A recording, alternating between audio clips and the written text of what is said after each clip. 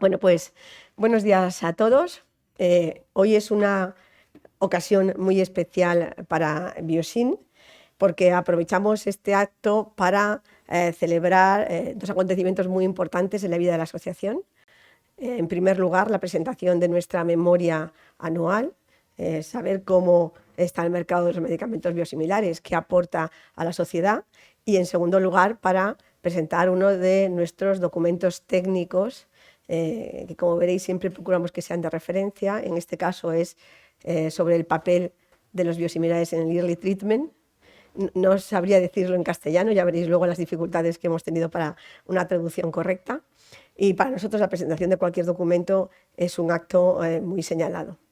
Por lo tanto, hoy juntamos estos dos acontecimientos, que la verdad es que para nosotros, bueno, tener este encuentro con vosotros nos hace muchísima ilusión.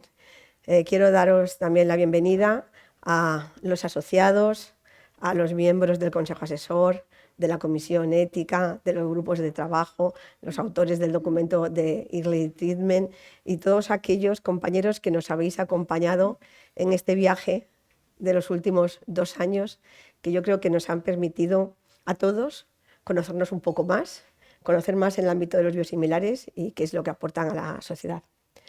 Y bueno, ya con esto finalizamos la parte de bienvenida y agradecimientos y yo creo que comenzamos ya con la parte más expositiva. Y vamos a hablar un poco de la situación en España durante estos 2 últimos años en el ámbito de los biosimilares. Y nos gusta comenzar indicando que estamos hablando de un sector industrial, de un sector además muy estratégico y no tan avanzado como nos gustaría, no tan implantado en nuestro país como nos gustaría.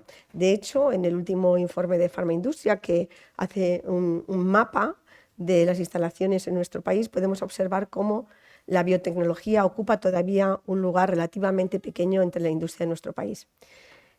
Y esto es importante porque además vemos cómo la biotecnología, sobre todo en el ámbito de la farmacia, va a crecer mucho en los próximos años. De hecho, es el sector que más va a crecer. Más del 70% de los fármacos aprobados por la EMA en el año 2022 son biológicos.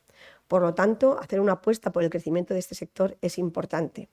Contamos en este momento con 14 laboratorios asociados que provienen mayoritariamente de Europa, pero también, como podéis ver, de Estados Unidos.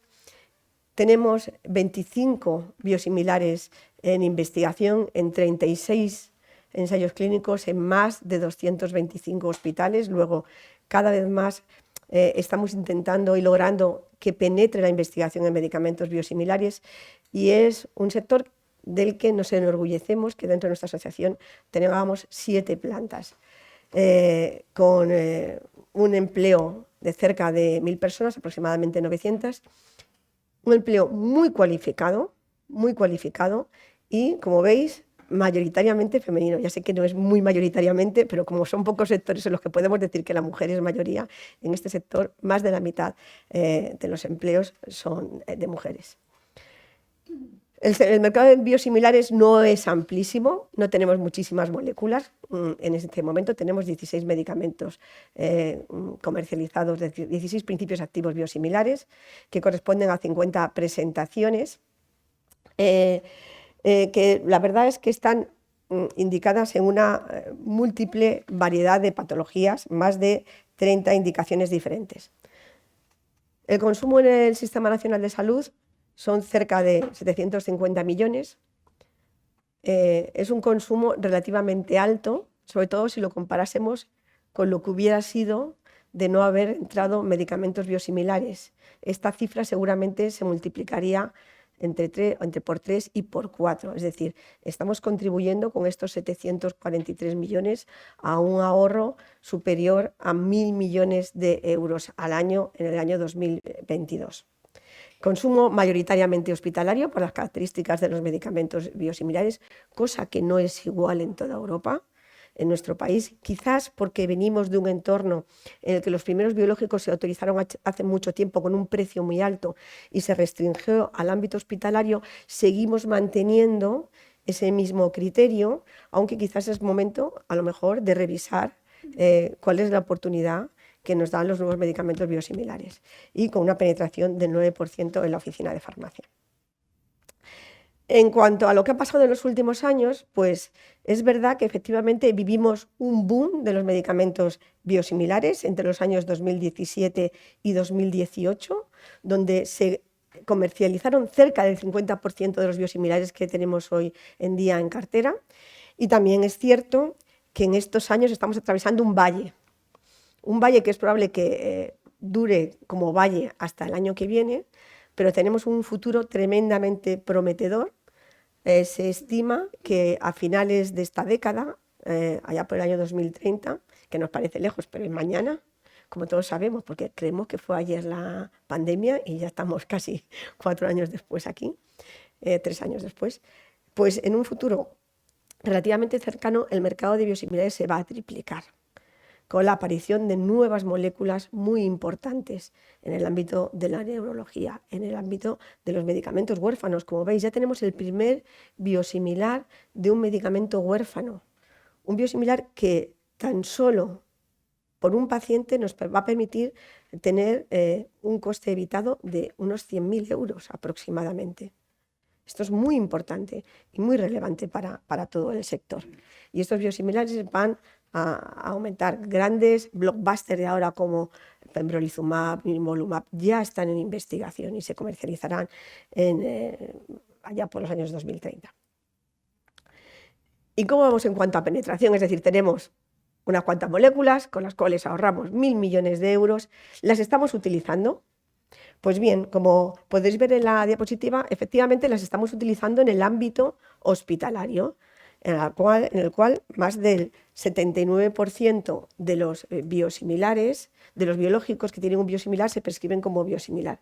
Sin embargo, esto es bastante más difícil en el ámbito de la atención primaria, donde pese a que vamos creciendo, realmente vamos creciendo muy lentamente.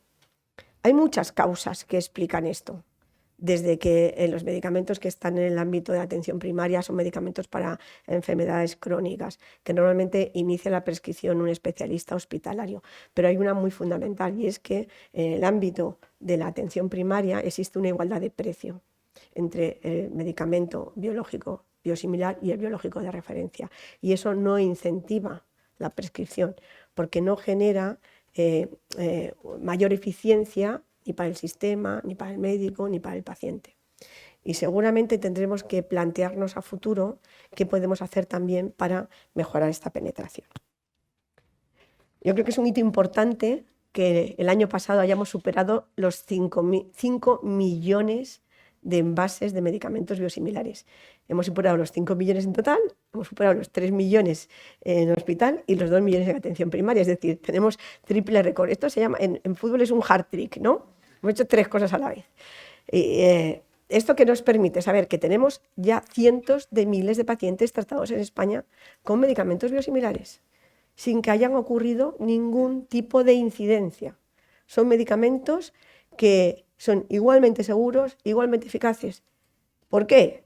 Porque los ensayos y las pruebas así lo avalan, porque lo dice la EMA y porque además tenemos evidencia del mundo real que así lo confirma. Bueno, yo creo que esta situación, aunque buena porque vamos creciendo, yo creo que todavía es mejorable. Y desde Biosin y desde las compañías asociadas tenemos que hacer esfuerzos para que cada vez se conozca más el valor de los biosimilares, se conozca más qué aportan a la sociedad, qué aportan a los pacientes, más allá de la eficiencia y del ahorro, porque estamos viendo que aportan otras cosas. Y desde Biosin intentamos, de alguna forma, colaborar para que esto sea así. Colaboramos, en primer lugar, teniendo mucho e incansable diálogo con los decisores políticos y los gestores, con el Ministerio de Sanidad, con las consejerías, con otros ministerios que no hay que olvidar que también impactan en la utilización de biosimilares, como el de Hacienda, como el de Industria, Ciencia e Innovación, con el que tenemos una relación muy estrecha. Y, cómo no, con los políticos. Los políticos, que son los que deciden de alguna forma cuáles son las líneas estratégicas de la política en nuestro país, y a los que hay que hacer llegar el valor de los biosimilares, a veces muy desconocido. Los que estáis aquí seguramente conocéis todos los biosimilares, pero existen ámbitos sanitarios, políticos, económicos, en los que se desconoce el potencial de estos medicamentos y tenemos que focalizarnos ahí. ¿Cómo no? Intentamos firmar convenios de colaboración. Trabajamos de forma transparente. Todos nuestros convenios son públicos y tenemos convenios tanto con administraciones. El otro día me preguntaban por el convenio que hemos firmado con la Junta de Extremadura, que está publicado en el BOE de la Junta de Extremadura, con los consejos de colegios de médicos, de enfermería, de farmacéuticos. Estamos muy orgullosos, tenemos aquí representantes de enfermería, de haber abierto el ámbito al que nos dirigimos a los profesionales de enfermería. Y, cómo no, con universidades, porque tenemos que formar a los profesionales del futuro, profesionales a los que a veces somos la primera entidad que ofrece una jornada o un evento en el que se hable de biológicos y biosimilares. Y es fundamental para nosotros empezar desde ahí. ¿Cómo no? Tenemos que generar confianza. Y para generar confianza tenemos que hacerlo a través de los pacientes, de los profesionales sanitarios, de los gestores. Con los pacientes hemos intentado tener un diálogo muy directo, pertenecen a nuestro consejo asesor. Hicimos una campaña de divulgación muy específica cuando se celebraron los 15 años de aprobación del primer biosimilar en España en el año 2021. Y además hemos abierto en estos 2 últimos años una página web específica para pacientes dentro de la web de Biosin, con todos los recursos que tienen a su disposición y siempre avalados por sociedades científicas o asociaciones de pacientes, lo cual es muy importante porque genera confianza. No solo trabajamos con pacientes, sino, como no, con los profesionales sanitarios. Tenemos una relación muy estrecha con los consejos profesionales, de médicos, de farmacéuticos, de enfermería. Con el Consejo de Enfermería estamos trabajando en una guía de biosimilares para enfermería, con el Consejo de Médicos o con sociedades científicas tenemos cursos de formación específica. Con el Colegio Oficial de Farmacéuticos hemos puesto en marcha una iniciativa preciosa que es un canal solo de biosimilares. No sé si habéis visto algún vídeo de biosimilares. Son vídeos muy cortitos que explican lo que son biosimilares y muy accesibles. Con la Sociedad Española de Farmacia Hospitalaria hemos abierto una vía, que es la vía de hacer actividades, yo diría, ensayos clínicos, en este caso es un ensayo observacional, para intentar demostrar que la comercialización de biosimilares en España ha supuesto que más pacientes tengan acceso a medicamentos biológicos y que tengan acceso antes. Creo que los primeros resultados se presentarán ahora en el Congreso Nacional que van a tener y luego podremos presentar el informe completo. Administraciones sanitarias, como el Consorcio Sanitario y Social de Cataluña y, como no, como os decía, con universidades con las que nos dirigimos a pacientes. Otro aspecto fundamental y yo creo que específico y muy importante para Biosin es la generación de conocimiento. Hoy es el ejemplo de uno de nuestros informes. En estos años hemos trabajado especialmente en 3 informes, uno de compra pública, que intenta definir un modelo de compra pública que sea igual para todas las comunidades autónomas, incidiendo en la necesidad de que se valoren aspectos adicionales al precio, porque esto mejorará la utilización por parte de profesionales y pacientes, en un informe que yo creo que ha sido un referente, que es las propuestas prácticas y que se pueden hacer hoy sin cambiar y modificar normativa para mejorar la penetración de biosimilares. Algunas de esas propuestas ya son hoy una realidad, como por ejemplo el pronunciamiento sobre intercambiabilidad, que ya se ha producido por parte de la agencia. Y luego, como no, un tercer documento que yo creo que ha sido muy innovador. De hecho, así nos lo están diciendo desde nuestras asociaciones hermanas en Europa, que es mostrar cómo los biosimilares son motor de innovación, por sí mismos o por la innovación que implican hacia los demás. La comercialización de biosimilares ha supuesto, por ejemplo, que haya vías de administración novedosas que pasen a ser de intravenosas a subcutáneas. Ha supuesto mejores sistemas de administración, etcétera. Y todo esto va en este informe. Y luego, como no, foros de debate como el que estamos hoy y sobre todo nuestra jornada nacional que yo creo que ya es un referente en lo que son las jornadas sobre biosimilares que hacemos anualmente y los desayunos informativos. Comenzamos con estos desayunos el año pasado. Nuestros protagonistas de los desayunos informativos es la prensa. Hoy hacemos un formato un poco especial en el que mezclamos prensa y compañeros de las asociaciones. Pero queremos también trasladar a la prensa las cosas que hacemos y la importancia que tienen los medicamentos. Y en ese sentido yo quiero hacerles un agradecimiento especial porque es verdad que siempre acuden a nuestra llamada y bueno, pues tenemos muy buena repercusión. Por lo tanto, yo creo que es un formato que nos ha gustado a todos. Y cómo no, parece que nada existe en este mundo de hoy si no se utilizan las redes sociales. Hemos intentado dar un impulso muy importante a las redes sociales desde Biosin. Comunicamos fundamentalmente a través de nuestras redes sociales, artículos científicos. Siempre digo, nuestras redes sociales no hacen marketing, hacen promoción del uso de medicamentos biosimilares a través de evidencia. Trasladamos mucha evidencia a través de nuestras redes sociales, a través de LinkedIn, a través de Twitter. Yo creo que en este caso la incorporación de Will, una de nuestras últimas incorporaciones a Biosin, que nos ha permitido juntar a nuestra responsable de comunicación, que verdaderamente esto sea un éxito y yo creo que todos lo estamos viviendo así en estos años. Y para finalizar, deciros que nos tenemos que adaptar en un entorno cambiante.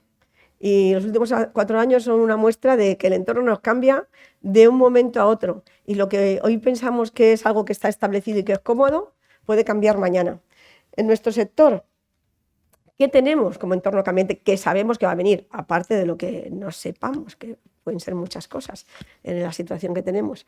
Pues sabemos que tenemos ya encima una legislación farmacéutica europea, una nueva directiva y un nuevo reglamento, que supone a veces grandes cambios en la normativa española. A veces desde España vemos como muy lejos la legislación europea. Bueno, esto es muy difícil de entender, pero es que el reglamento tiene aplicación directa y la directiva tiene plazos para aplicación en nuestro país.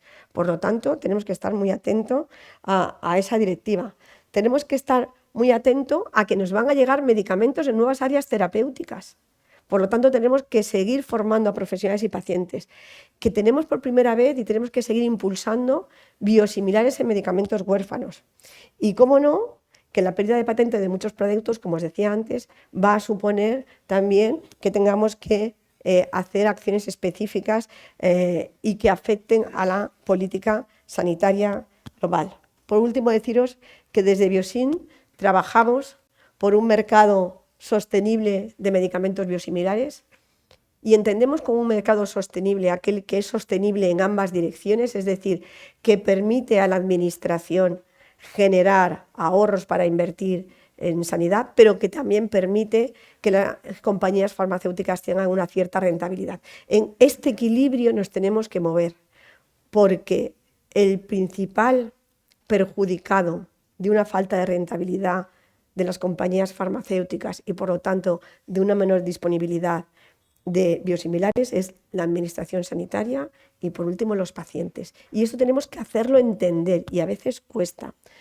Trabajamos también por intentar innovar en los aspectos de gestión. Las ganancias compartidas son un modelo que queremos implantar. Y como no, también queremos trabajar por promover un mayor acceso de los pacientes a los fármacos biológicos. Somos conscientes de que venimos de unos años en los cuales los fármacos biológicos se han utilizado como últimas líneas de tratamiento debido a su elevado coste, pero eso tiene que cambiar. Y además ya hay evidencia científica, ya hay artículos que nos demuestran cómo el coste menor que tienen los biosimilares permiten un mejor acceso de los pacientes a estas terapias para tratamientos en el ámbito de la dermatología, reumatología, oncología. Y en ese sentido va el informe que ahora os vamos a presentar y os va a presentar Arantxa. ¿Cuál es nuestro reto? Ayer decía de broma, y quiero que siga siendo una broma, con mis compañeras, que tenemos que pasar el morado a verde. Pero lo que quiero decir es que tenemos que intentar que cada vez haya una mayor penetración de medicamentos biosimilares en nuestro ámbito. Tenemos solamente, vamos a decir al revés, tenemos una oportunidad. Tenemos un 64% del mercado que tenemos que atraer y tenemos que trabajar para ello por el bien de todos. Muchas gracias por vuestra presencia de nuevo. Ahora ya entramos de lleno en la parte más científica de este evento, que es la presentación del documento de Early Treatment. Para ello contamos con Arantxa Vallés, que es de la consultora TIT y además la coordinadora de este informe, a la que quiero agradecer además todo el esfuerzo que ha puesto en su elaboración. Los autores que estamos aquí sabemos todo lo que hemos debatido y cómo ha sido capaz de plasmarlo en un documento, y la verdad es que ha sido, yo creo que, un esfuerzo muy importante. Muchas gracias, Arantxa, tienes la palabra.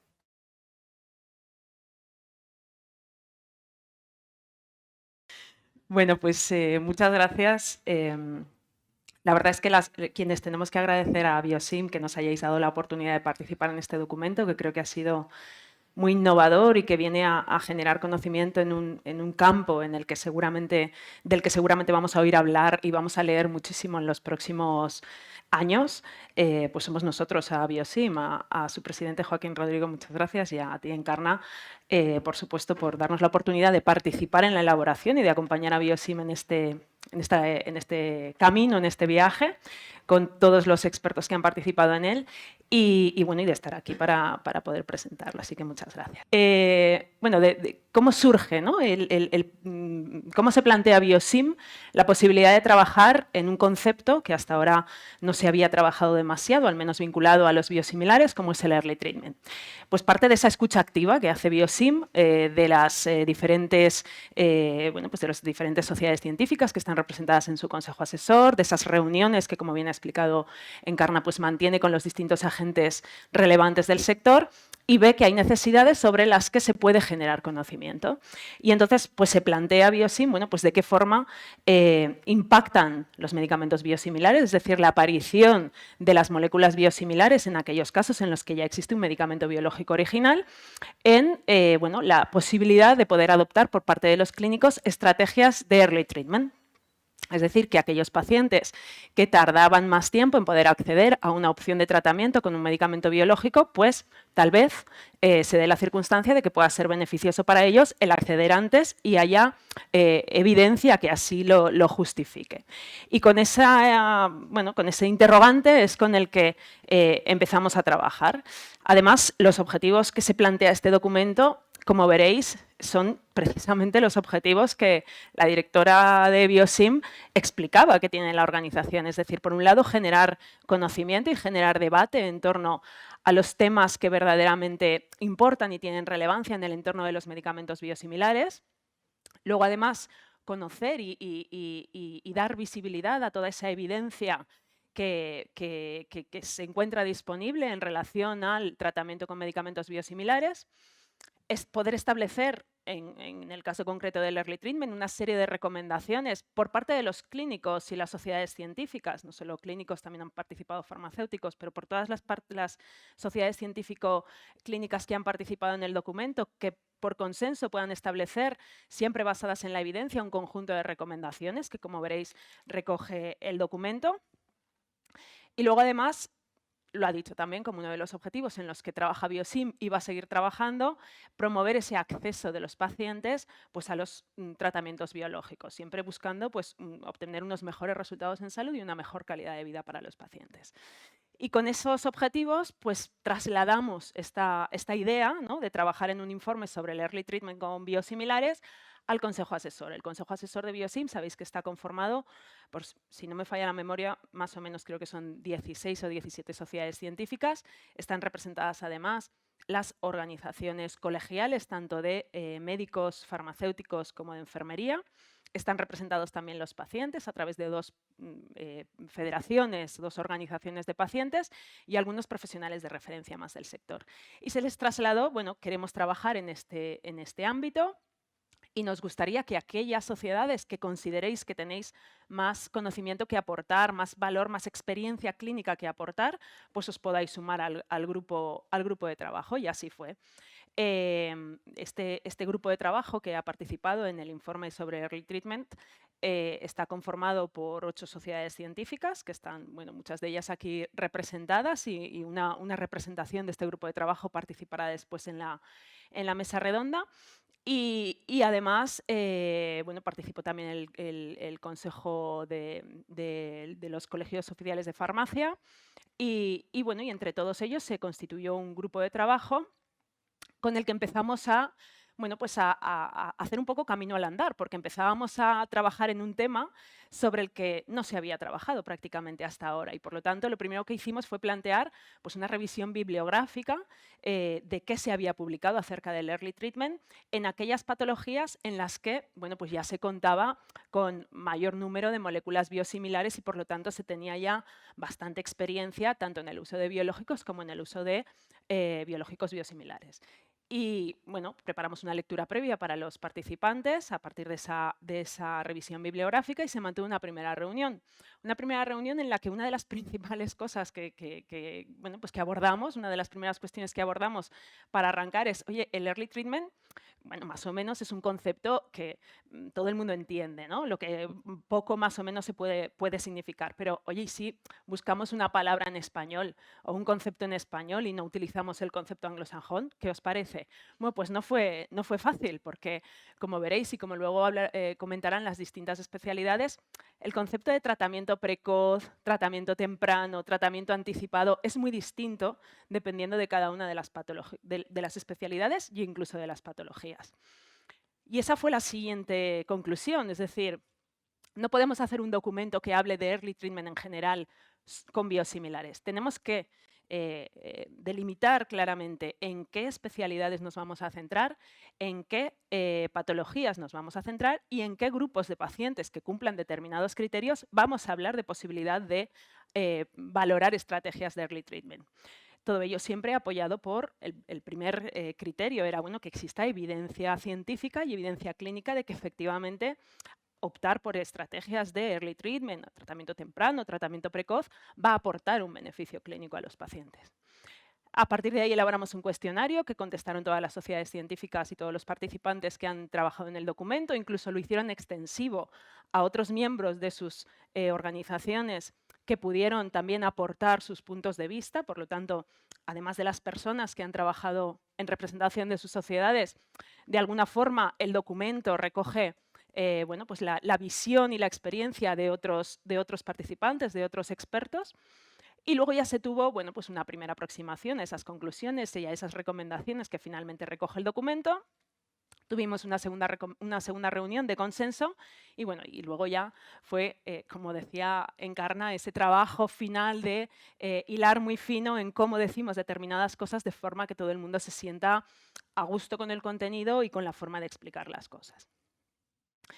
Y no voy a entrar, no voy a ser yo quien entre en los detalles clínicos más científicos, en la parte más técnica de las conclusiones, porque eso es labor de la mesa que posteriormente protagonizarán los expertos que han participado directamente en el documento, pero sí algunas conclusiones que, bueno, pues que son interesantes destacar, ¿no?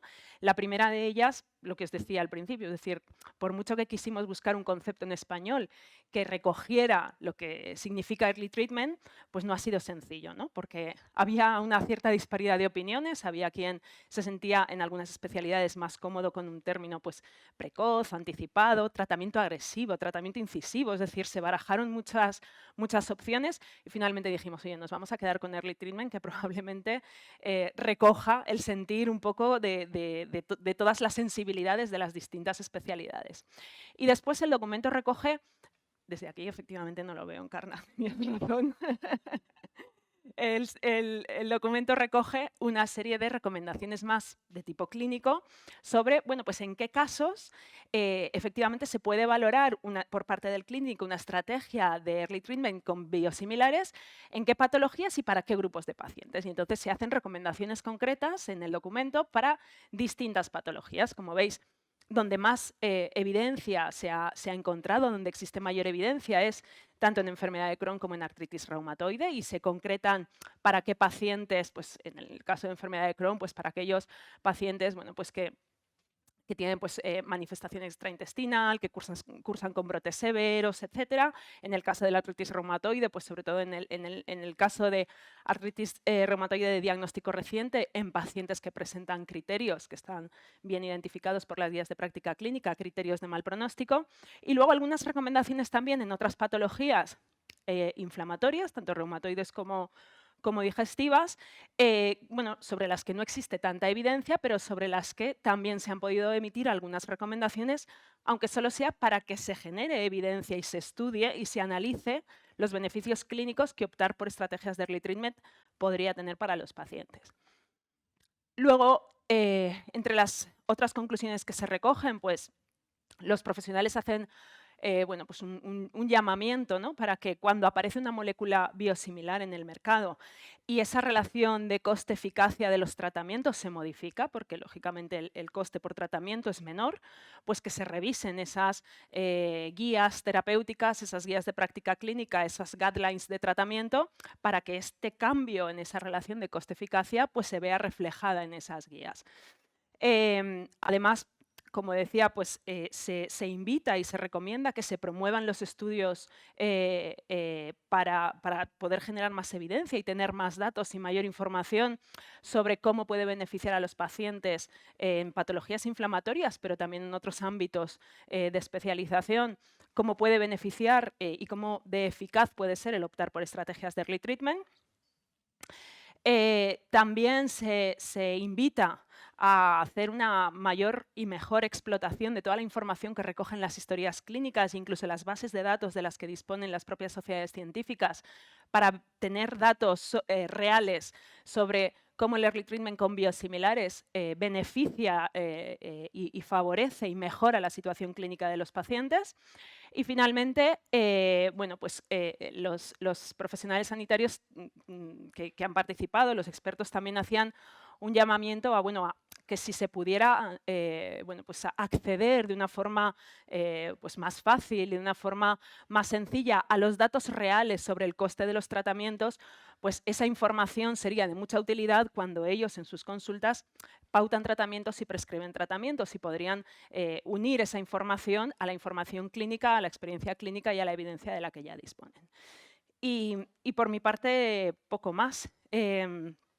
Invitaros a leer el documento y de nuevo, pues agradecer la oportunidad tanto de participar en este proyecto como la oportunidad de poder presentarlo.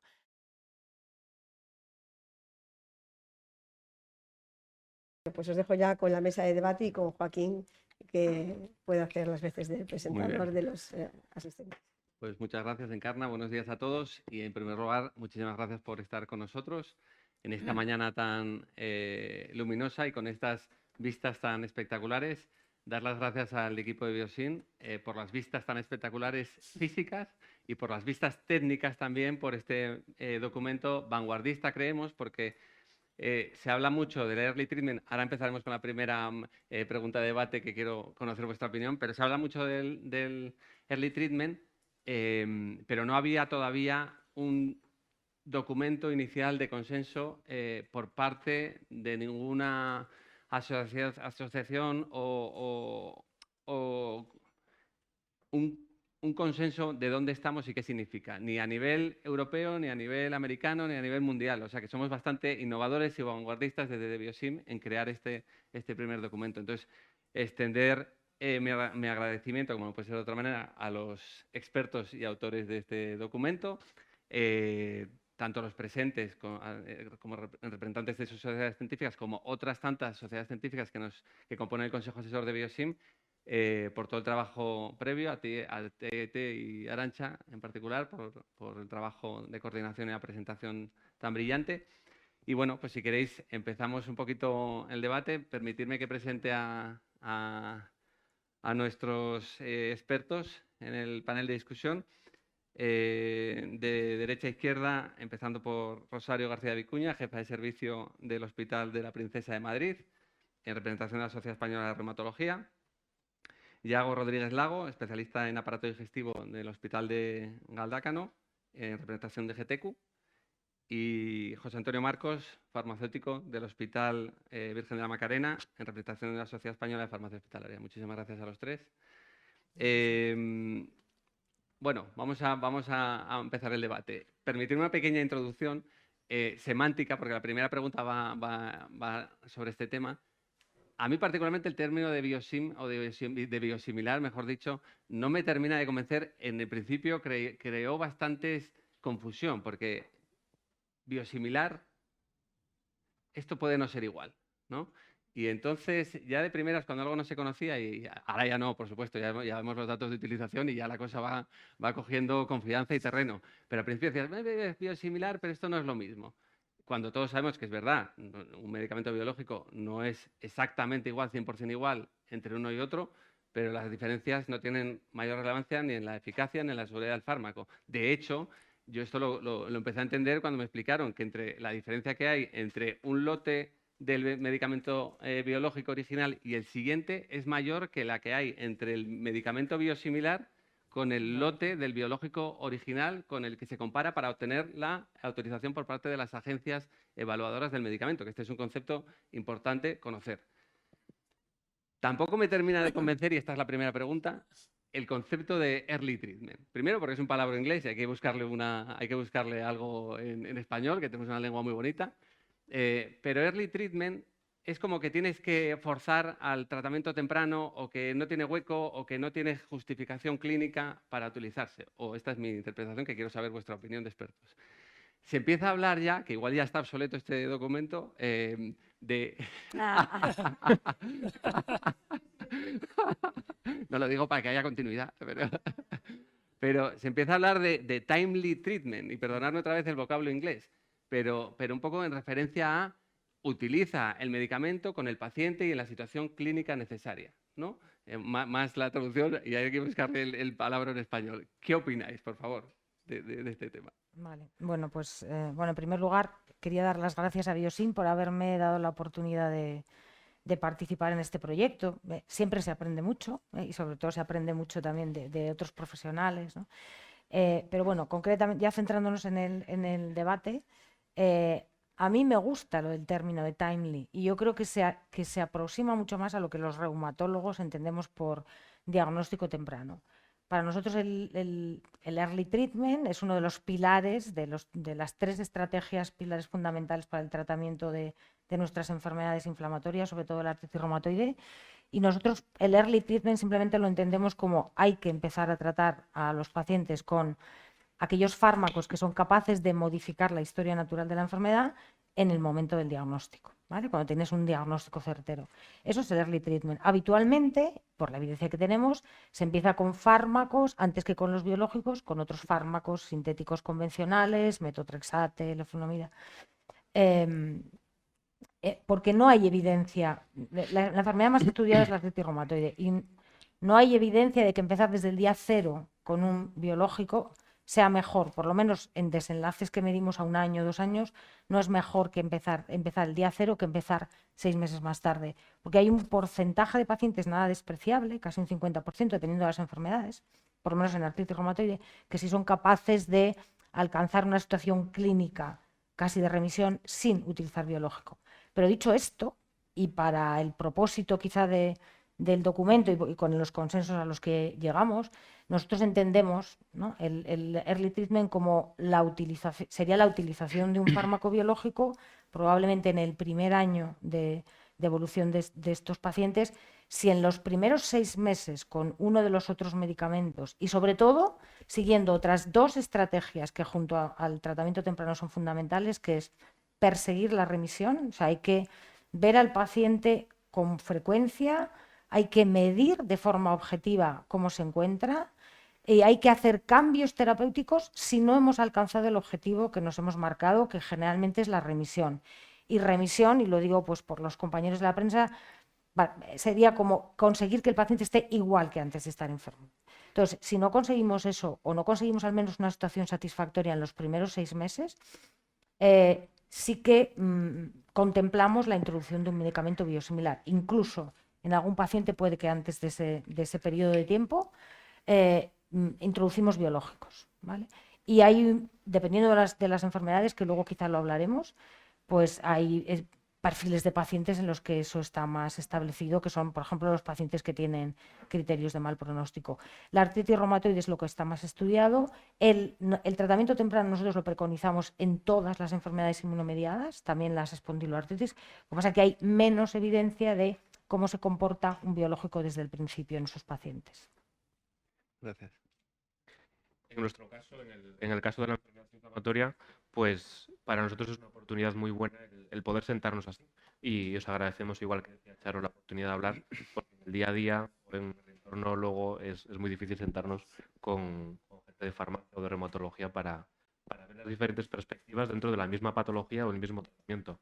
Y aunque siempre nos miramos y siempre hablamos mucho con los reumatólogos de nuestros hospitales, son enfermedades inmunomediadas. En el caso de la enfermedad de Crohn y la colitis ulcerosa, son totalmente diferentes entre ellas y quizá también tienen muchas diferencias con reumatología, por el hecho de que vemos personas relativamente más jóvenes, suele debutar entre 20 a 40 años, por ejemplo, está en un momento de estudiar más, trabajar más, tener familia y supone un impacto.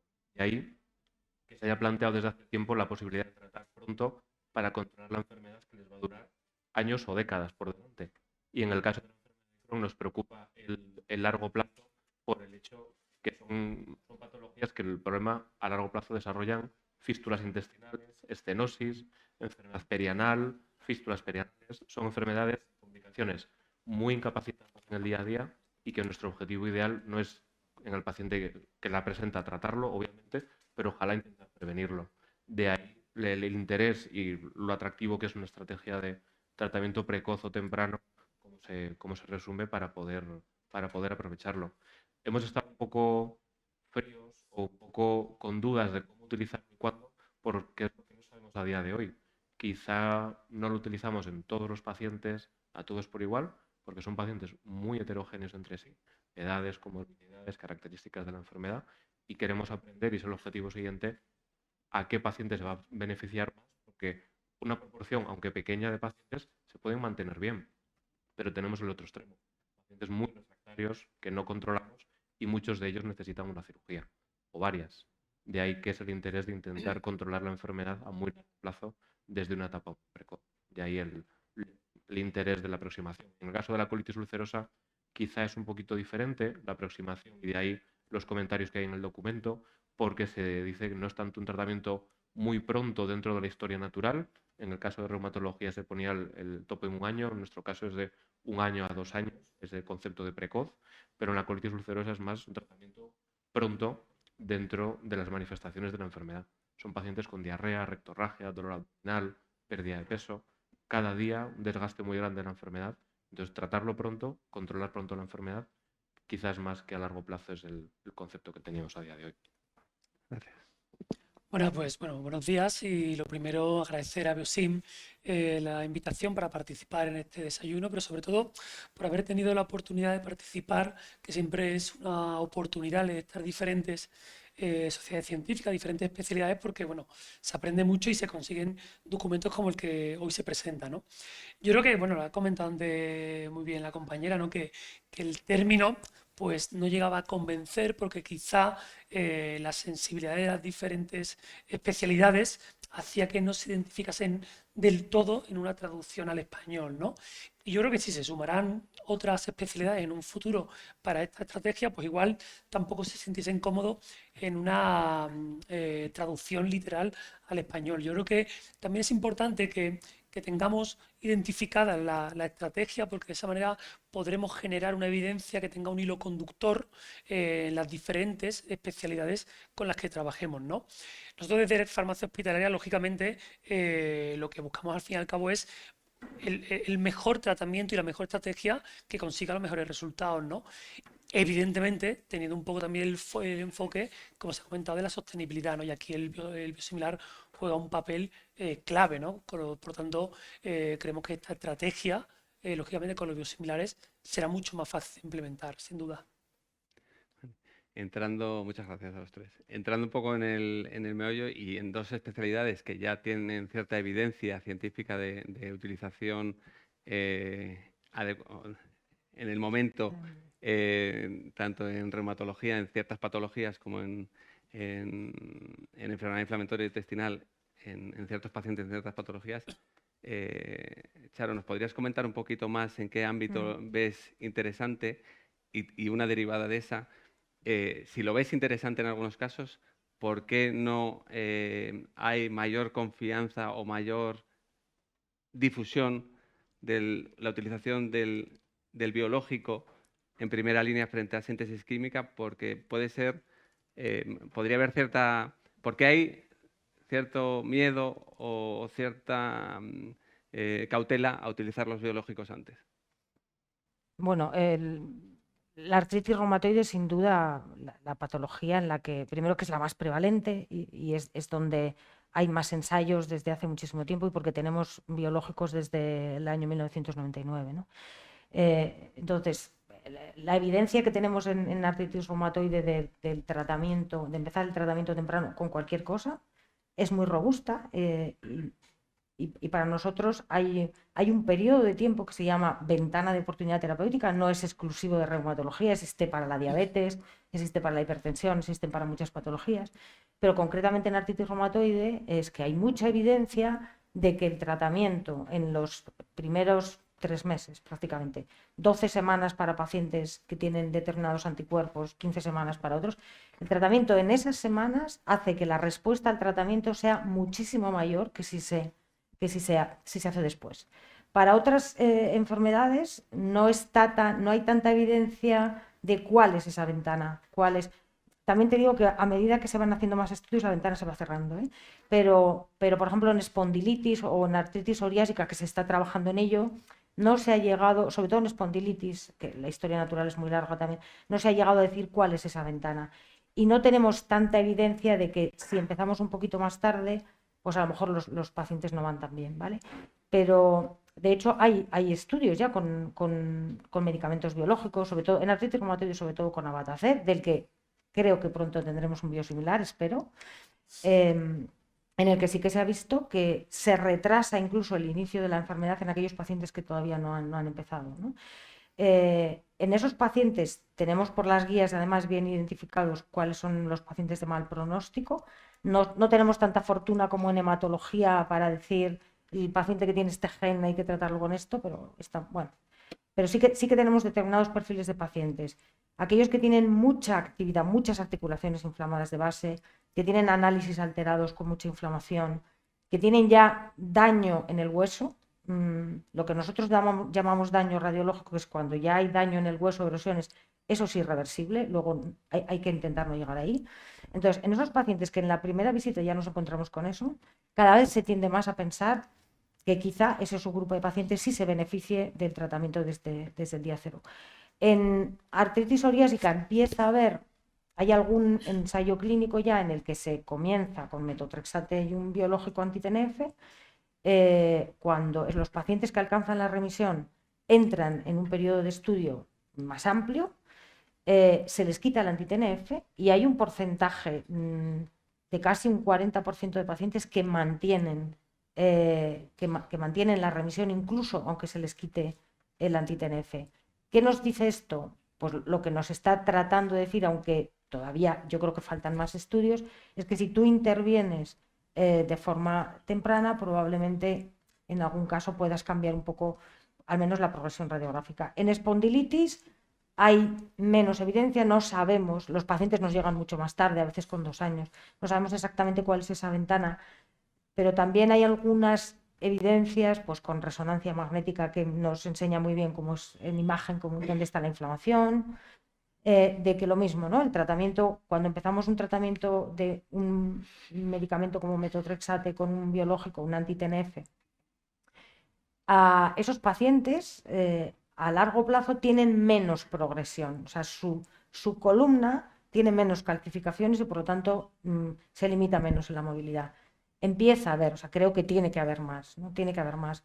Y yo creo que cada vez estamos más convencidos de que hay que identificar ese subgrupo de pacientes en los que hay que intervenir desde el principio, ¿eh? Y hay una cosa que habéis comentado y sobre todo que ahora Yago ha comentado que me parece importantísima en nuestros pacientes y que los diferencia, que puede ser más similar a pacientes diabéticos, pero que los diferencia de muchos otros medicamentos biosimilares que se utilizan en un periodo de tiempo corto. Nuestros pacientes a veces están con este tratamiento toda la vida, con lo cual el tener una alternativa de tratamiento en el que conozcamos la seguridad a largo plazo, como el caso de los anti-TNFs, por ejemplo, que ya sabemos mucho de esto, y que sean una alternativa coste efectiva es importantísima. Es importantísima para el sistema, para las administraciones y yo creo que para los pacientes, porque claro, un paciente oncológico recibe tratamiento en un periodo de tiempo determinado. El tratamiento puede ser carísimo, pero es un periodo de tiempo determinado, pues que nuestros pacientes a veces están de por vida y yo creo que eso es algo que no hay que perder de vista. Y otro de los puntos que indicabas ahora, Charo, es el tiempo que tardan las personas en llegar a la consulta, en tener un diagnóstico, en recibir el tratamiento, que en un entorno ideal teórico podría ser corto, pero en la práctica, en nuestro caso en la colitis ulcerosa, podrían dar en unos 3 meses, a veces puede retrasarse a los 6, pero en la enfermedad de Crohn se retrasa aún más. Son de 6 meses a un año a veces. En España estamos relativamente bien, en los datos más recientes más cerca de los 6 meses, pero aún así, si te sales de nuestro entorno y el retraso del diagnóstico es importante y en vuestro caso es de meses y a veces de años, por lo que a veces hablar del early treatment, bajando a la tierra, puede resultar complicado y es otro punto que tenemos que mejorar para llegar pronto, ¿no? En el caso de la evolución de los tratamientos de las enfermedades inflamatorias intestinales, hemos pasado diferentes fases y cuando entraban los biosimilares estábamos relegando los fármacos biológicos al paciente refractario que no respondía a otras cosas y era la última línea. No había un concepto de early treatment hasta entonces y creo que eso sí que ha supuesto el poder que más pacientes se traten y antes y cambiar el concepto de cómo los usamos en general. O sea que es un cambio del manejo. De todas formas, el ampliarlo y el aplicarlo de manera tan certera como están haciendo reumatología para prevenirlo, estamos aún en ello. Sí que hay datos que nos dicen, para nosotros la clave, en el caso de las articulaciones, es el daño radiológico, en nuestro caso es el daño endoscópico, por ejemplo, el intentar curar y cicatrizar esos daños de la mucosa. Y además, con las pruebas escáneres, resonancias, ver que se resuelve la inflamación. Sabemos, y todos tenemos la intuición, el que tratar antes es mejor y más fácil, en el sentido que es más eficaz, que un paciente que evoluciona más. Son pacientes en los que nos planteamos un tratamiento precoz, el paciente más joven, como os decía, que tiene más vida por delante, tiene más tiempo para desarrollar complicaciones.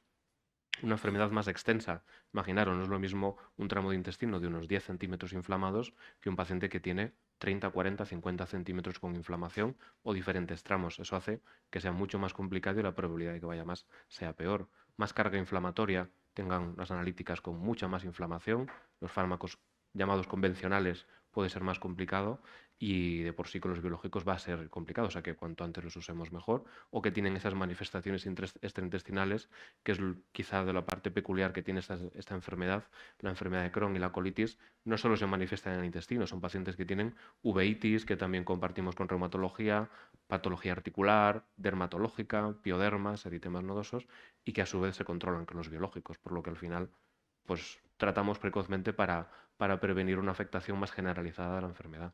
Es cierto que para nosotros estamos trabajando mucho en a quién debemos tratar precozmente y cuándo es esa ventana que decíamos de oportunidad para modificar la enfermedad a largo plazo, pero también cómo utilizarlos, cómo monitorizarlos, porque es muy bueno el hablar de tratar pronto a más gente, eso es fantástico, pero luego cómo lo utilizamos, cómo los controlamos, con qué analíticas, cuándo, cómo nos ajustamos a ella, y es en quizá el área mayor y las mayores dudas que tenemos para aprender en nuestro campo.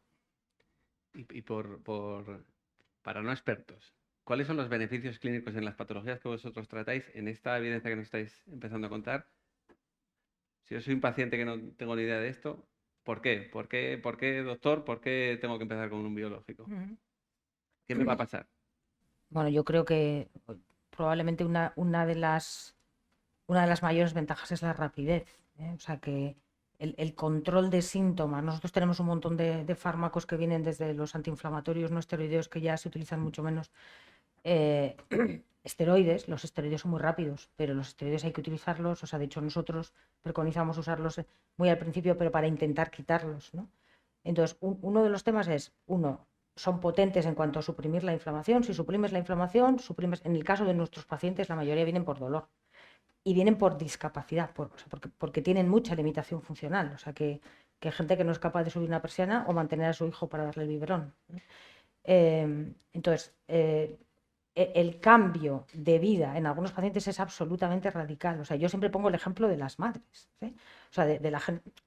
Para una madre es muy frustrante ni siquiera poder tener en brazos a su hijo, o poder cambiarle un pañal, o levantarse por la mañana y levantar una persiana, ¿no?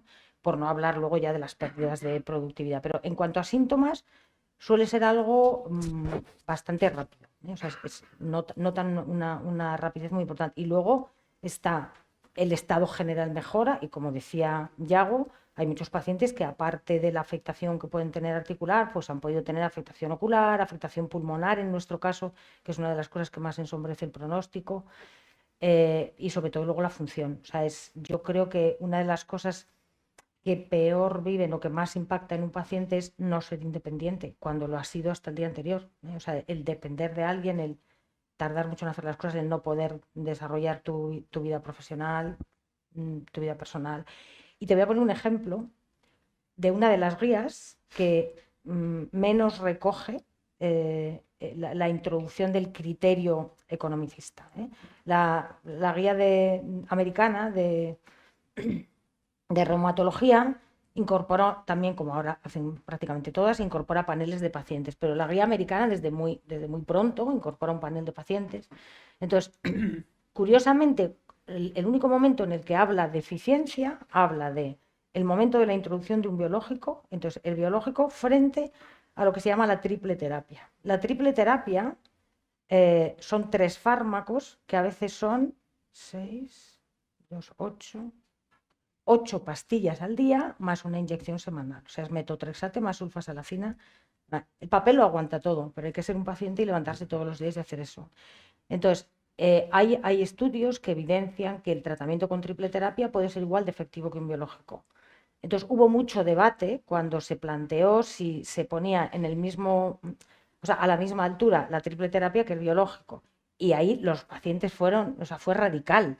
Los pacientes decían, no, o sea, yo quiero un biológico, porque es mucho más rápido, y luego porque hay que ponerse en la piel de un paciente la salazopirina, por lo menos la forma galénica española se tolera fatal, son 6 pastillas al día, más 2 de Dolquine. No sé si habéis tomado alguna vez cloroquina como profilaxis de la malaria, pero hay que tomársela entre pan y pan y por la noche, porque si no, no hay más. Entonces, todo eso todos los días es algo que hay que tener en cuenta. Entonces, concretamente en esta guía han sido los pacientes los que los médicos dicen condicionalmente tal, los pacientes dicen quiero un biológico.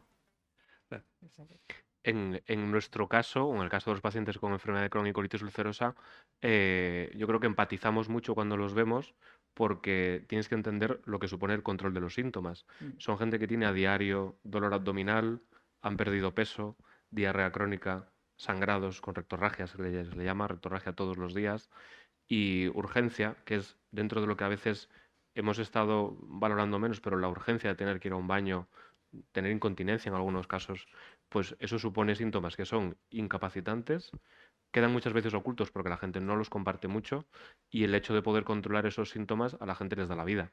¿Por qué le da la vida? Porque no pueden salir de casa, o si salen de casa tienen que ser entornos, digamos, controlados o que controlen para sentirse con confianza, y de repente el controlar eso tienen la opción de tener vida social que no tenían hasta ahora, tienen opción de tener vida familiar que a veces no podían, y entonces eso, el control pronto o el control más completo de la enfermedad supone un cambio de la vida. Ejemplo de ayer en la consulta, chicos con 17 años que han venido con pérdidas increíbles de peso, 15, 20 kilos de peso, que han tenido que dejar de estudiar, pierden cursos, o sea, le cambias la vida a una persona de 17 años. Entonces, el poder controlar eso, pues bueno, pues es un cambio drástico no solo del día a día de la persona, sino de la historia natural que tiene la enfermedad, que no llegue a operarse, porque esos son los marcadores para nosotros que no se controla la enfermedad. Pues a diferencia de los reumatólogos, en nuestro caso lo medimos pacientes que tienen que ingresar, gente joven, gente que está trabajando, tienen que ingresar porque no están bien, gente que tiene que operarse, de manera que supone una interrupción completa. No solo te encuentras bien, sino que tienes que parar tu vida, y supone un cambio muy grande. Son esos marcadores de mal pronóstico, ¿no? Y eso a día de hoy estamos consiguiéndolo y vamos teniendo datos a veces más o menos directos o indirectos. Tenemos datos, pues siempre hay datos escandinavos, creo que en reumatología será igual, que nos dan datos poblacionales que a medida que han pasado los años y las décadas, que se han usado más y antes los biológicos, gracias a los biosimilares, la tasa de cirugías, por ejemplo, la tasa de ingresos, van bajando poco a poco. Es un reflejo de que vamos controlando mejor la enfermedad. Tendremos que aprender mucho, pero por lo menos nos sirve para ver que parece que estamos yendo en un buen camino. Gracias. Bueno, Antonio, desde el punto de vista del farmacéutico hospital y de los expertos en medicamentos, ¿cuáles son las barreras entre un biológico y un medicamento de síntesis química? ¿Hay diferencias de eficacia? ¿Es un tema de seguridad? ¿Es un tema económico? ¿Cómo ves tú el futuro? ¿Por dónde crees que va? Hombre, sin duda, y creo que ha habido una intervención que ha comentado ahora mismo Rosario, muy relevante un poco de lo del sistema, ¿no? Cuando comparamos ese biológico con la triple terapia, donde pueden ser, a lo mejor en cuanto a eficacia, podría ser similar, entran en juego otros síntomas relacionados con el paciente, pero hay un componente que no podemos obviar, que es el precio, a lo que salen esos biológicos al principio. Y eso desde la administración, pues claro, tensa esa incertidumbre económica, ¿no? Eso, claro, eso con la llegada de los biosimilares facilita mucho ese debate. O sea, ya no hay tanto ese debate porque no estamos o no tenemos ese problema o incertidumbre tan grande económica de introducir una innovación que puede tener un efecto similar en cuanto a eficacia que lo que había, que sí que puede haber una mejora en cuanto a adecuación para el paciente, a veces difícil de cuantificar en términos económicos, y con la llegada de biosimilares creemos que tanto para esta estrategia como para otras muchas es un perfecto aliado. Y así desde la farmacia hospital, donde muchas veces intentamos, si me permitís la expresión, jugar con lo clínico y con la gestión, nos permite a veces entablar conversaciones, estrategias con los clínicos para intentar, bueno, pues de alguna forma buscar aquellas estrategias que pueden ser coste efectivas para el sistema, pero también que nos ayude a incorporar otras innovaciones, ¿no? Con lo cual, lo que son los biosimilares en cuanto a su efecto es indudable lo que tienen. El aspecto quizá negativo es que vienen, como todas las innovaciones, con un precio muy alto, y ahí es donde tenemos que intentar gestionar, y los biosimilares es una herramienta que no podemos obviar ni podemos tenerla de espalda, tenemos que tenerla como una herramienta más de ayuda. ¿Creéis que esta evidencia se recoge en las guías de práctica clínica actuales en vuestras especialidades y en vuestras patologías? ¿O hay oportunidad de recogerlo con mayor? Bueno, yo creo que es un imperativo. O sea, de hecho, la guía europea, por ejemplo, la guía europea de reumatología, uno de los principios rectores dice que hay que contemplar el coste de los medicamentos dentro de la decisión terapéutica, hay que consensuarlo con el paciente, pero o sea, es un principio rector, o sea, hay que considerarlo. Y luego habla en alguna de las recomendaciones a la hora de introducir el biológico, vuelve a decir que hay que tener en cuenta las alternativas disponibles, y en esas pues habla de los biosimilares. Y esta mañana he llamado, o sea, porque nuestra guía de práctica clínica de artritis reumatoide de uso de biológicos todavía no ha salido, se presentó en el Congreso Español, pero he hablado con la persona que lo ha coordinado para que me lo asegurara, o sea, si va a ser porque todavía no ha salido. Entonces, evidentemente, hay un principio rector, el quinto principio rector ya dice, no es que no se tocara nada en otras, pero se pasaba como más de puntillas, ¿no? Pero ahora ya hay un principio rector que dice lo mismo, o sea, que hay que considerar la eficiencia a la hora de seleccionar el tratamiento, y sobre todo a la hora de seleccionar un tratamiento biológico, y también se habla de cuáles son esas herramientas para contribuir a la eficiencia, hablando de los biosimilares, y en otra de las recomendaciones se vuelve a decir que es una de las cosas, salvo que haya un perfil especial del paciente que requiera poner otro biológico, por ejemplo, que tenga afectación pulmonar, pues salvo que haya algún perfil especial del paciente, hay que tener en cuenta el coste. Y de hecho, bueno, pues es lo que estamos haciendo ya en el día a día, ¿no? O sea, que muchos pacientes empiezan ya con un anti-TNF biosimilar, y lo que estamos esperando es que ojalá nos lleguen ahora ya más, o sea, hay ensayos clínicos, nosotros vamos a participar en algún otro, con otros medicamentos, precisamente para poder adaptarnos a esos otros perfiles de pacientes en los que a lo mejor la primera elección óptima no es el anti-TNF, ¿no? En nuestro caso, la verdad es que no sé si estamos yendo en el buen camino, porque las guías de práctica clínica cada vez intentan ser menos de práctica clínica, más estrictas con la evidencia, se hacen mucho más frías, se hacen con una metodología denominada GRADE, de manera que solo lo que está estrictamente avalado por la evidencia se recoge y se escapa, es una manera de escapar de las opiniones de expertos y de los puntos grises, de manera que en este sentido ni la guía europea ni las recomendaciones que hay a día de hoy a nivel español recogen el concepto de early treatment. Quizá porque la evidencia entonces es algo menor o menos sólida al respecto en enfermedad de Crohn especialmente, pero en general en todas las recomendaciones que hacen se han vuelto mucho menos aplicables al día a día, mucho más simplistas en las recomendaciones, simplistas en el sentido que no se acercan a los problemas y a las dudas del día a día de la misma manera. De esa manera, en nuestro caso, no están recogido la aproximación al tratamiento, a cómo hacer el manejo que os decía, difiere un poco y responde un poco menos a las dudas que tenemos en este sentido. Te tienes que ir a otros documentos y otras recomendaciones fuera de las grandes guías y así, de manera que se nos hace igual o más complicado a veces el tomar las decisiones. Claro, porque ya es a criterio del clínico como persona individual, ¿no? El tomar una decisión u otra. Efectivamente. ¿Y cómo puede ayudar la farmacia hospitalaria con la aparición del biosimilar, con ese incremento de eficiencia, a que se pueda utilizar más el biológico allá donde haya una evidencia científica y donde sea pertinente hacerlo? Yo creo que es fundamental es la información, ¿no? Y que haya una relación estrecha entre los diferentes servicios y que la comunicación sea fluida, ¿no?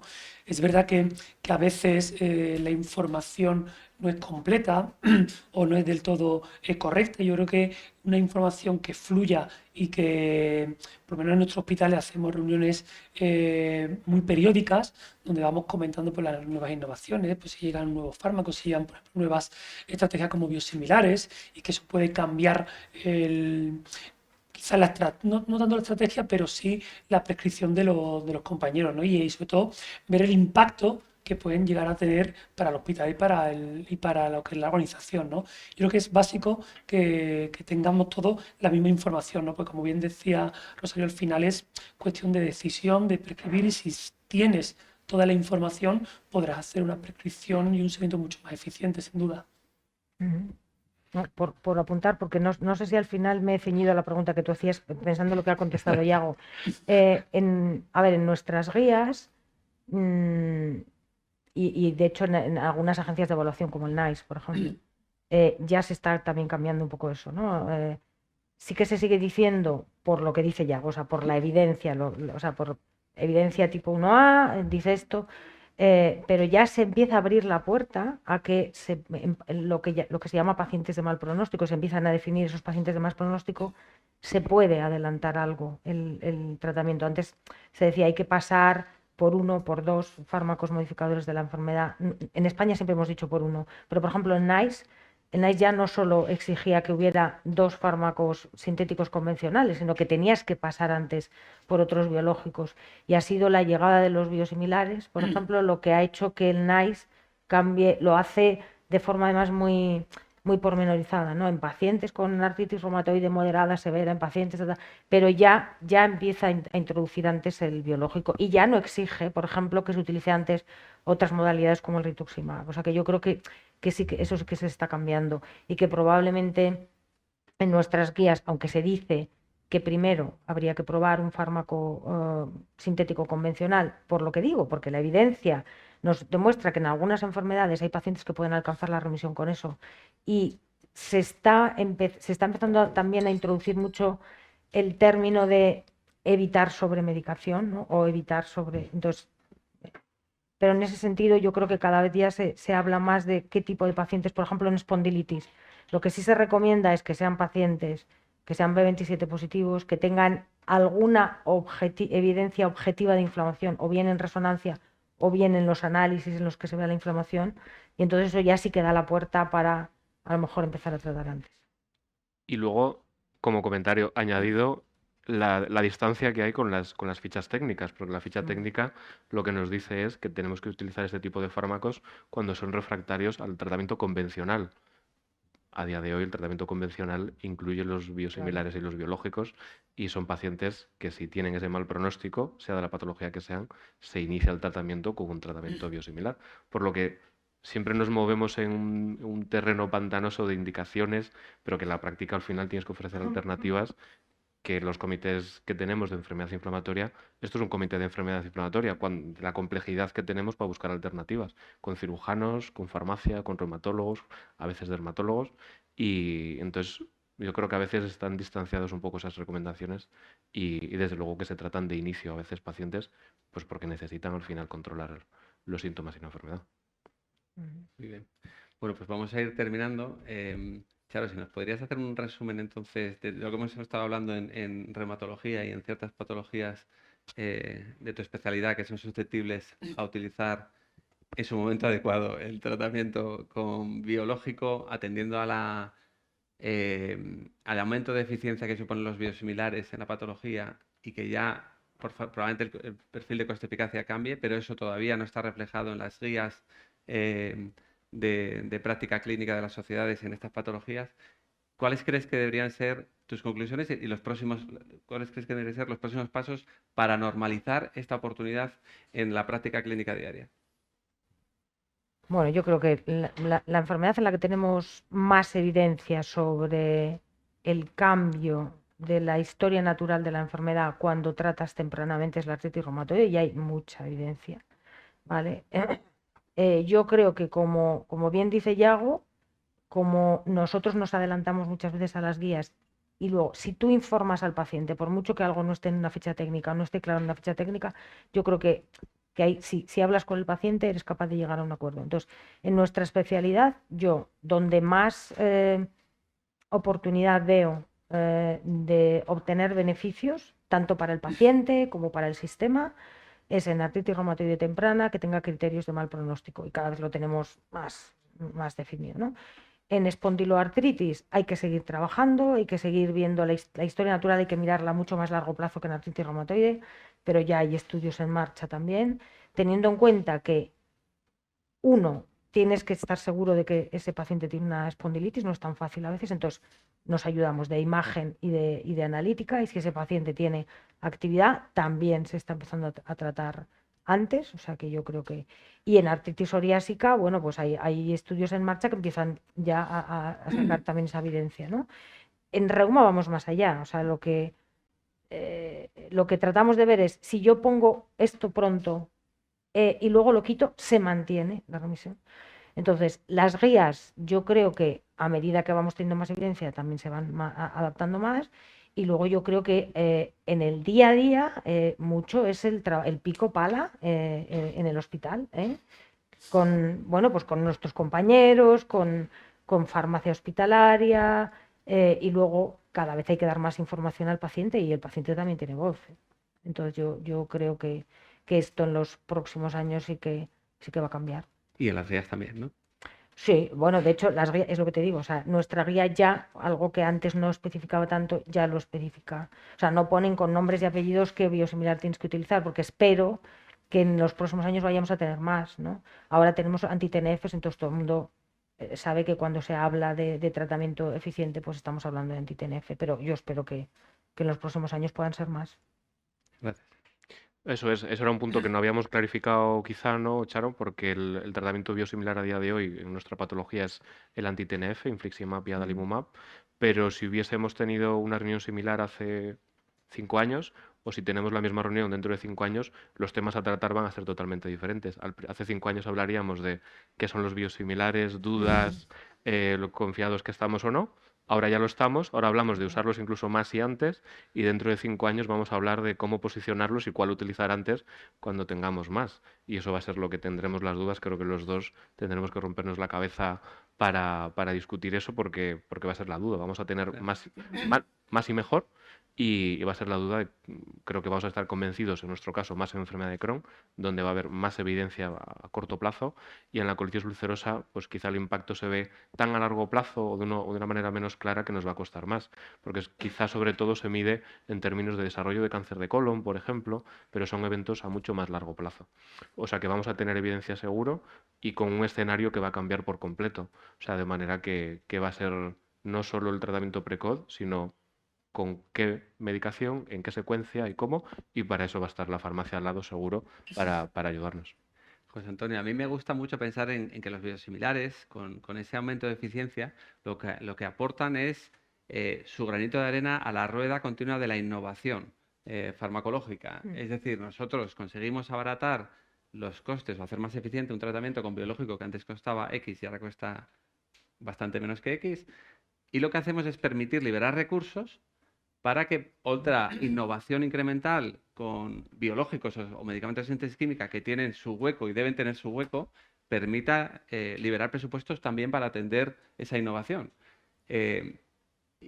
Y claro, si ya hay la evidencia científica de decir, oye, lo que antes funcionaba bien, ahora hay otra cosa que funciona mejor y además es eficiente desde el punto de vista de coste-eficacia, ¿por qué no empujarlo más? No sé qué opinas de esto, cómo ves el futuro y si aparte de en las patologías de reumatología y de aparato digestivo que hemos comentado, si tú ves que hay otros campos más allá en otras terapéuticas que le ves cabida. Pues mira, yo creo que sin duda, y hilando un poco lo que se estaba comentando, ¿no? A veces, claro, lo que es la práctica clínica va mucho más rápido, porque los pacientes a veces pues no son todos iguales, cada uno es diferente y no se ajustan a lo que son las guías, ¿no? Por eso quizá lo primero es seguir trabajando en crear evidencia, en que haya evidencia que apoyen ciertas estrategias como la que tenemos hoy aquí, que eso vayan apareciendo en las guías clínicas porque se van imponiendo por la evidencia y luego, evidentemente, llegará al paciente como una estrategia ya establecida como tal, ¿no? Como decía al principio, sin duda, las herramientas que tenemos porque el día a día de un hospital es que cada día llegan más innovaciones terapéuticas de diferentes campos, oncología, reuma, derma, con un precio muy elevado.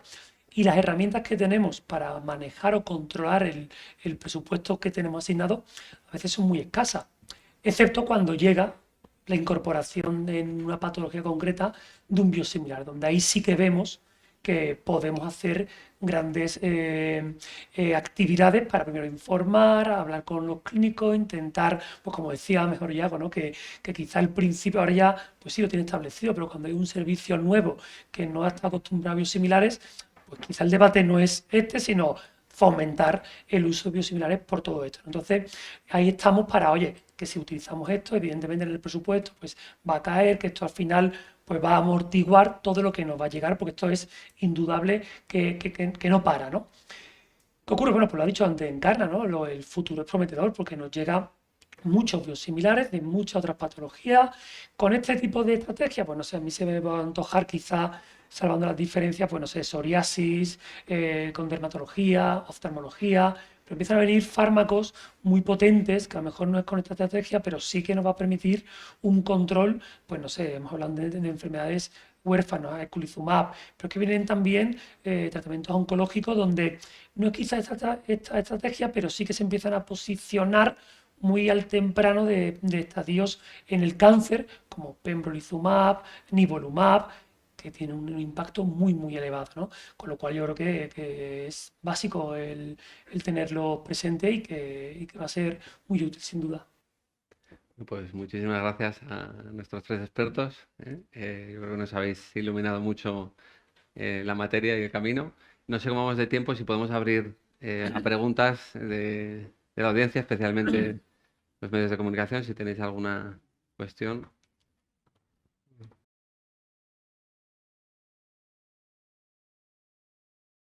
Bueno, José María López de Diario Farma. Yo quería saber cuáles son las barreras que se pueden encontrar en el día a día para que el early treatment que llegue a ser una realidad, si hay barreras más en el ámbito de los médicos, en la gestión, bueno, dónde pueden estar y cómo superarlas. Bueno, como dice Yago, yo creo que en las especialidades que ya tenemos un cierto recorrido con los medicamentos biosimilares, la introducción de un biosimilar empieza a ser algo muy habitual, pero yo reconozco que todavía puede haber profesionales que tengan un cierto recelo. Desde luego no hay justificación porque tenemos una regulación europea absolutamente garantista que es más, que ha servido de guía para que otras recomendaciones, otras regulaciones internacionales siguen en ella, la americana, la canadiense y muchas otras, ¿no? Entonces yo creo que en ese sentido, por lo menos los que utilizamos biosimilares, tenemos claro que tiene la misma eficacia, que la seguridad es similar, pero sigue habiendo probablemente algún porcentaje cada vez más pequeño en nuestras especialidades de médicos que tienen reticencias.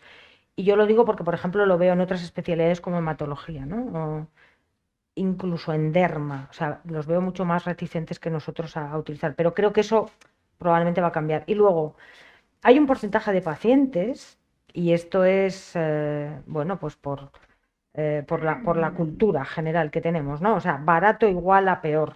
Esto es una cosa que se vende barato igual a... Entonces, hay pacientes, depende mucho de cómo hagas el discurso con tu paciente a la hora de plantearle uno de estos medicamentos. O sea, de la misma manera que confía en ti cuando le dices que le vas a poner un medicamento, pues que a lo mejor en el 10% produce dolor de cabeza, ¿no? Entonces, si tú a un paciente le cambias, por ejemplo, está bien controlado, con un medicamento que lleva desde hace mucho tiempo y le planteas el cambio a un biosimilar, si tú le dices, mire, es que desde arriba mi gerente me obliga a cambiar esto porque es más barato, el paciente le va a sentar mal, seguro. Si tú al paciente, no, es lo que se llama el efecto nocebo, ¿no? El efecto nocebo que, bueno, si se hacen, hay estudios, por lo menos en reumatología, que dicen que si se hacen las cosas bien, el efecto nocebo está entre un 3 y un 10%, y ahora tenemos, el Ramón y Cajal va a sacar datos ahora de un proyecto en el que haciéndolo bien el efecto nocebo es de un 2%, mientras que si lo haces por decreto, sustitución, la farmacia o el ministerio ha dicho que se cambia al 100%, el efecto nocebo es del 30%. Entonces ahí se pierde una cantidad de oportunidad tremenda, ¿no? Entonces, yo creo que todas estas cosas, creo que también las administraciones van entendiendo, hay países europeos en los que por decreto se utiliza esto y ya está. En España hay hospitales en los que no sé si el gerente o el farmacéutico, no, lo digo porque entre los médicos y los farmacéuticos también hay mucha diferencia. Yo me estoy encantada con la farmacia de mi hospital, pero bueno, hay sitios donde les dicen que se pueden utilizar 2 fármacos, un biosimilar y otro. Entonces, eso de cara luego a la respuesta del paciente tiene también bastante impacto.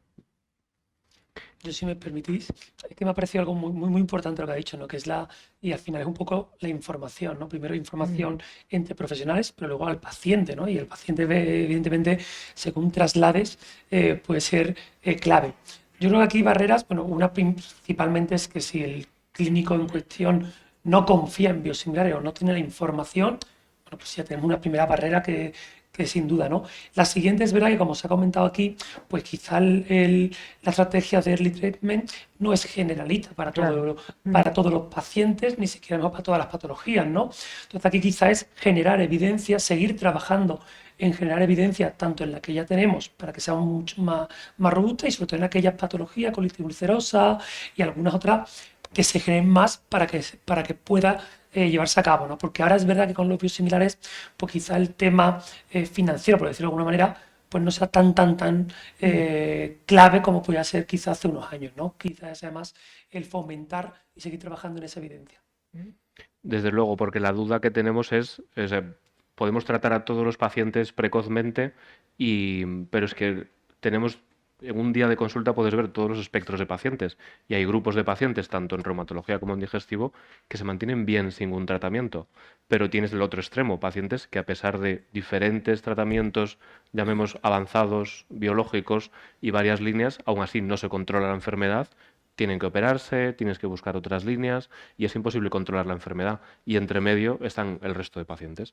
De esa manera yo creo que por eso somos a veces un poco reticentes a, bueno, afinar mucho más las indicaciones y el uso de estos medicamentos, y además porque en nuestro caso, mucho más que en el caso de reumatología, venimos de una escasez de opciones de tratamiento, de manera que las opciones que teníamos hasta hace muy poquito eran muy limitadas. Eran menos de 5, diría que menos de 3 tratamientos biológicos, y desde hace poco tenemos muchas más. Nos parecen muchas más comparando con los hermanos mayores de reumatología, pero es que, por suerte, dentro de esa reunión que tendremos en 5 años, pues vamos a tener muchísimas más opciones, de manera que el uso del escenario que hagamos va a ir cambiando la práctica, posiblemente con la disponibilidad.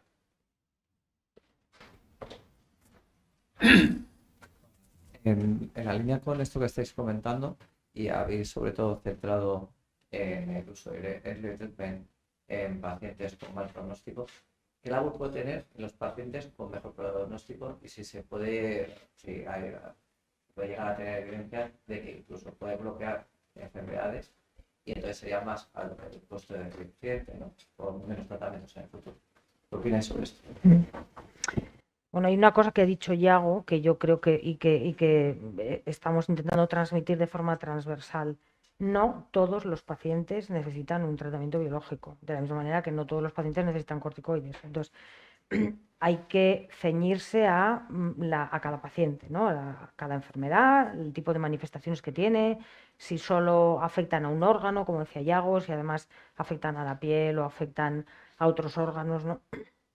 Entonces, yo creo que en aquellos pacientes que tienen una enfermedad, vamos a llamar leve, nosotros tendemos en general los clínicos a estratificar pacientes precisamente para poder adaptar tratamientos, ¿no? Entonces, a mí no me gusta el término tratamiento agresivo, me gusta el tratamiento adecuado. Yo siempre le digo al paciente, lo agresivo no es el tratamiento, oiga, lo agresivo es la enfermedad. Entonces, si su enfermedad tiene tintes de que va a ser agresiva, pues habrá que ponerle de forma paralela. Entonces, yo no creo que esto sea, pero independientemente de biosimilar o no, o sea, yo creo que hay determinados pacientes en los que simplemente no hace falta, porque ya se ve que es un paciente que va a evolucionar bien o va a entrar en remisión. Y dicho esto, se sigue trabajando, por lo menos en reumatología, y me consta que en otros también, se sigue trabajando para, en estadios cada vez más tempranos de la enfermedad, antes de que muchas veces tengan determinados síntomas. Lo que pasa es que eso tiene el problema de estar seguro de lo que estoy tratando es una artritis reumatoide y no una infección vírica, por ejemplo, ¿eh? O sea, sí que se está haciendo, nos estamos apoyando en estudios genéticos, en biomarcadores, pero para empezar a tratar y ver si somos capaces de prevenir enfermedad. En artritis reumatoide hay algunos estudios que nos dicen que somos capaces con algunos biológicos de prevenir la aparición de la artritis reumatoide en un año, vamos, o sea, de retrasar, perdón, pero no prevenirla. Entonces, cuanto más adelante te vas, si todos nos hacemos una analítica y tenemos anticuerpos ACPA positivos, ¿quién estaría dispuesto a que le trataran con un biosimilar por si acaso dentro de 20 años haces una artritis reumatoide? Entonces, yo creo que en este sentido hay que ser riguroso, ¿eh? Entonces, está muy bien, estamos buscando eso, estamos buscando curar, pero los estudios para curación de enfermedad tienen que ser muy estrictos en el sentido de identificar, tengo que identificar muy tempranamente, pero muy bien, que esto es esta enfermedad y no es otra cosa. Es totalmente extensible, Charo, tu comentario a todas las inmunomediadas, y la misma filosofía se sigue ahora también en nuestro caso, de buscar cada vez antes esas personas o que estén a riesgo o con las lesiones más iniciales a nivel del intestino. Estamos yendo en la misma línea, y hace, si no me equivoco, 1 año, 2 como mucho, ha salido el primer ensayo en que gente con estos cambios en diabetes, aplicando un tratamiento biológico, se puede prevenir el desarrollo de diabetes. De manera que, pues sí, estamos buscando intentar modificar que la gente desarrolle una enfermedad más grave, cambiar su historia natural, y esa es la línea, y lo difícil, pero la línea de trabajo que hay para el futuro. Me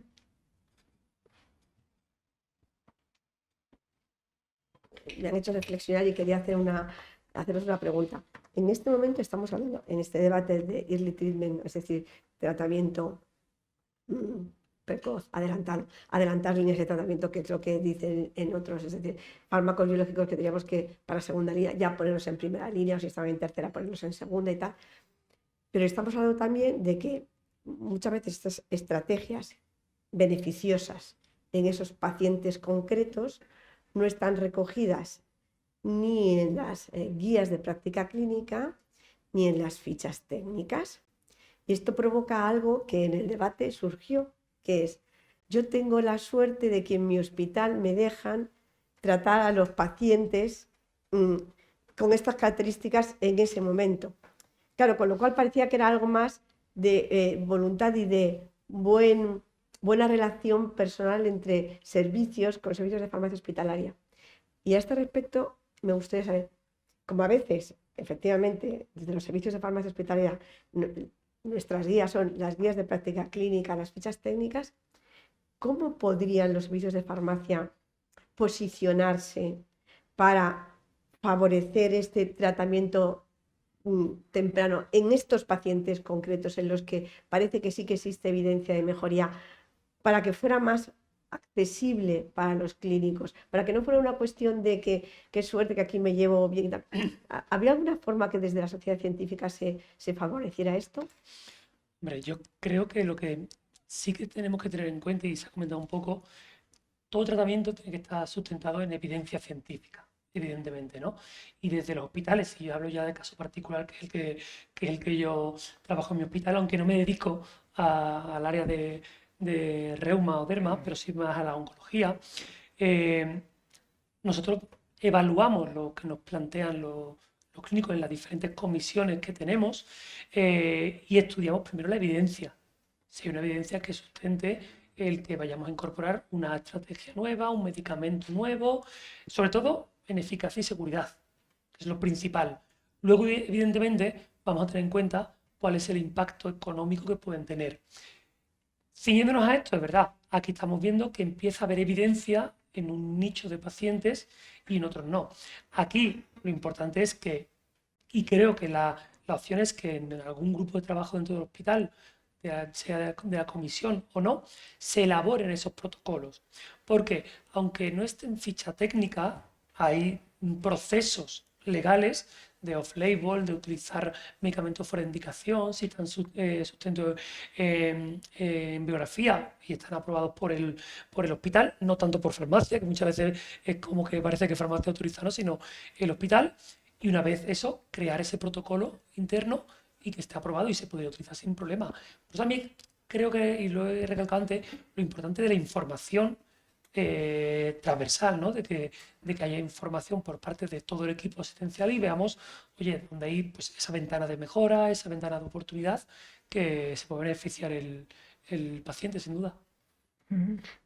Me encanta tu pregunta porque, como dicen los ingleses, has sacado el elefante en la habitación porque yo creo que es el gran problema a día de hoy, ahora que todos creo que estamos convencidos y cómo aplicarlo o de estos conceptos, pero creo que esa es la gran barrera o el gran problema que tendríamos a día de hoy con la descentralización a la hora de aplicar los tratamientos, porque la política, el acceso que puede tener un mismo paciente en Bilbao o en Burgos, esto es el día a día, puede llegar a ser diferente y eso no es justo. O sea, yo creo que eso es una emergencia el intentar igualar las políticas y que el acceso sea igual, que a día de hoy no es exactamente igual cómo se aplican los tratamientos, porque yo creo que eso es esencial. Si ya son complejas de tratar a día de hoy, que no haya una política homogénea. Totalmente de acuerdo con vosotros en eso. Y luego yo, es que me estaba acordando de un tema que he pensado antes, pero que también viene a colación con lo que pregunta Encarna. Las fichas técnicas y las guías recogen la evidencia de ensayos clínicos. Entonces, la vida real, o sea, los pacientes de la vida real no son como los de los ensayos clínicos. Entonces, nosotros lo que tenemos es evidencias para pacientes de tal. Pero claro, muchas veces pacientes con comorbilidades, pacientes aquí estoy pensando incluso hasta determinadas formas de ser. O sea, un paciente al que le cuesta más la adherencia, no se incluye en un ensayo clínico, pero luego tienes que tratarlo en la vida real, ¿no? Entonces, se está empezando a cambiar también hasta los criterios de entrada en un ensayo clínico, ¿no? Para que intenten recoger un poco más los pacientes de la vida real, para que luego lo podamos aplicar también en la vida real. Y Y yo creo que, a ver, que en ese sentido, en Estados Unidos hasta están empezando a variar la regulación para que determinadas minorías, que pueden ser desde minorías étnicas, yo qué sé, sociales, tal, se pueden incorporar también, o pacientes con determinadas, o sea, en general, hay pacientes con un peso mayor de tal, no se incluyen en un ensayo clínico, pacientes, entonces luego la vida real es otra. Entonces, otra de las herramientas que nosotros en reumatología estamos utilizando, que a veces son criticadas, pero yo creo que la experiencia también tiene que ser un grado. Entonces, nosotros en reumatología concretamente, en artritis psoriásica, y ahora va a salir uno de espondilitis, hemos hecho documentos de experto basados en revisiones sistemáticas de aquellas áreas que no están cubiertas por las guías. Y concretamente en artritis psoriásica, uno de los puntos que tocábamos es el tratamiento precoz. O sea, lo que decíamos era, aunque no haya una evidencia como la que hay en artritis reumatoide de que hay que empezar en los primeros 3 meses, por lo que nosotros, reumatólogos expertos, en un Delphi que se pasó a 150 reumatólogos, o sea, por nuestra experiencia creemos que en esos pacientes también hay que empezar pronto. Entonces, evidentemente, no tiene un metaanálisis de ensayos clínicos, pero creo que la experiencia a veces para cubrir necesidades del día a día es importante. Y ese tipo de documentos, hombre, no se trata de que se reúnan 4 señores, pero si tú haces una revisión sistemática de la literatura, reúnes a una serie de personas con experiencia importante y además luego haces metodología Delphi y preguntas a 150 profesionales, pues creo que hay algunas cosas que sí que pueden ayudar. Y de hecho, hay algunos profesionales que nos dicen que ese tipo de documentos les ayuda, ¿no? Les ayuda a la hora, pues a lo mejor de plantear un paciente en un comité y de hecho ayuda a todos a tomar esa decisión, ¿no? O sea, yo creo que, bueno, que hay que seguir trabajando en esto.